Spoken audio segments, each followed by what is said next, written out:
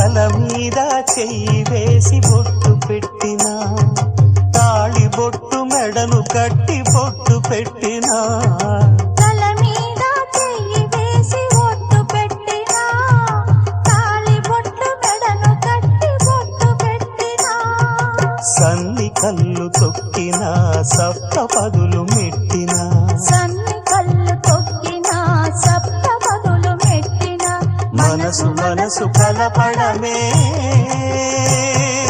మంత్రం పరమార్థం. శ్రీరస్తు శుభమస్తు, శ్రీరస్తు శుభమస్తు.